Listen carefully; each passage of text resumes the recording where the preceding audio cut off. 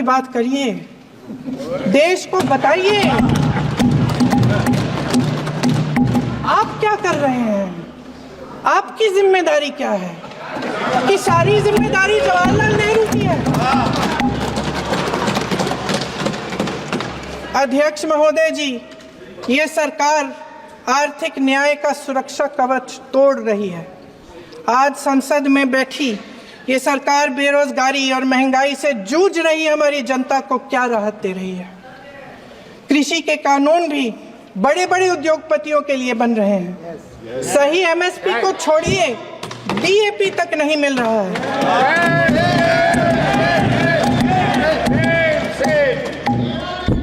वायनाड से लेकर ललितपुर तक इस देश का किसान रो रहा है।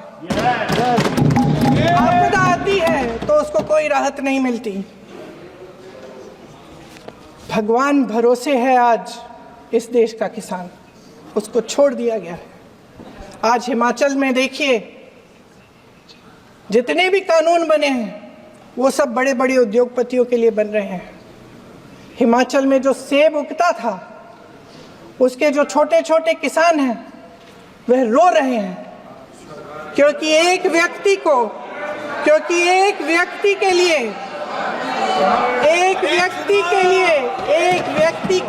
सब कुछ बदला जा रहा है। सुनने की हिम्मत रखो। मैं अध्यक्ष महोदय जी,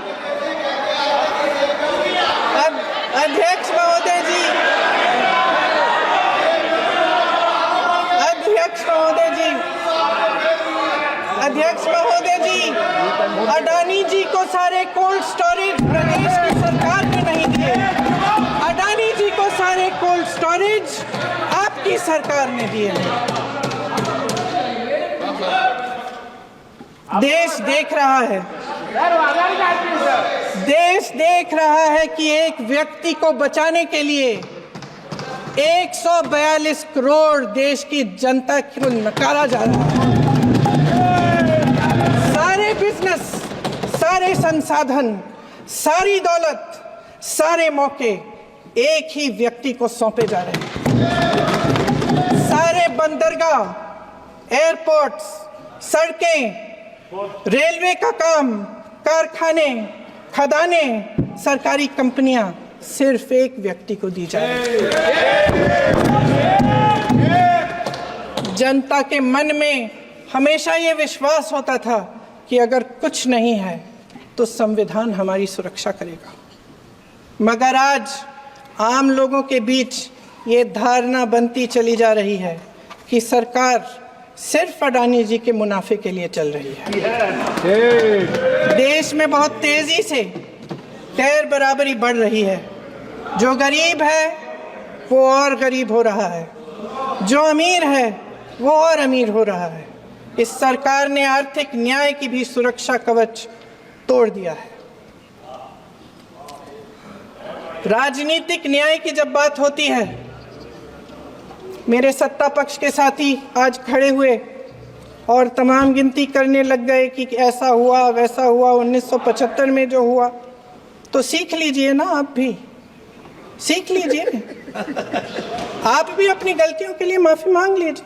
आप भी बैलेट पे चुनाव कर लीजिए। दूध का दूध, पानी का पानी हो जाएगा। आप राजनीतिक न्याय की बात करते हैं, सरकारों को पैसों के बल पर गिरा देते हैं।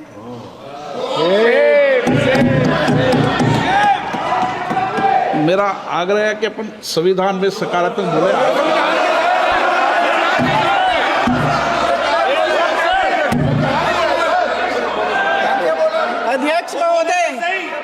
अध्यक्ष महोदय, सत्ता पक्ष के हमारे साथी ने एक उदाहरण दिया उत्तर प्रदेश की सरकार का, तो मैं भी एक उदाहरण दे देती हूँ महाराष्ट्र की सरकार का। मैं भी एक उदाहरण दे देती हूँ हिमाचल की सरकार को तोड़ने की कोशिश किसने की, पैसों के बल पे की, गोवा की सरकार। तमाम उदाहरण राजस्थान की। क्या ये सरकारें क्या ये सरकारें जनता ने नहीं चुनी थी? क्या संविधान इन पर लागू नहीं था? पूरी देश की जनता जानती है कि इनका हंसती है, जानती है कि इनके यहाँ तो वॉशिंग मशीन है।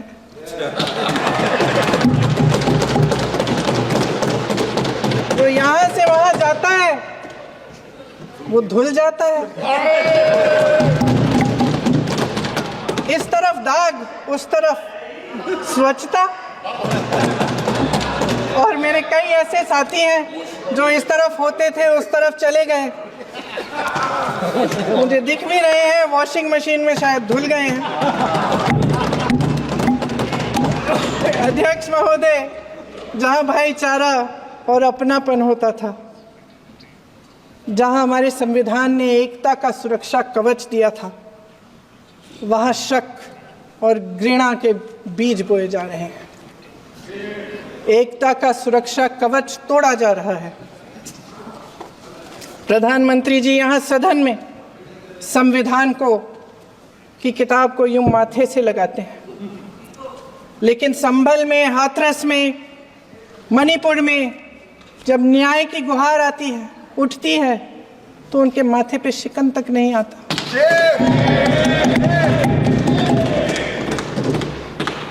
शायद समझ नहीं पाए हैं कि भारत का संविधान संघ का विधान नहीं है।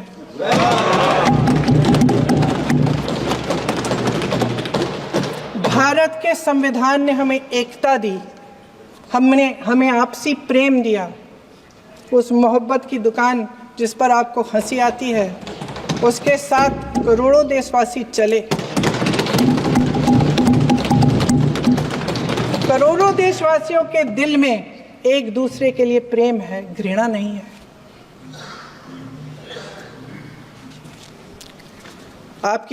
इनकी जो विभाजनकारी नीतियां हैं, उसका नतीजा हम रोज देखते हैं। राजनीतिक फायदे के लिए संविधान को छोड़िए, देश की एकता को भी ये रख नहीं सकते, इसकी सुरक्षा नहीं कर सकते। हमने संभल में देखा, मणिपुर में देखा। दरअसल इनका कहना है कि अलग अलग इस देश के अलग अलग हिस्से हैं। कैमरा। लेकिन हमारा संविधान कहता है कि ये देश एक है और ये देश एक रहेगा।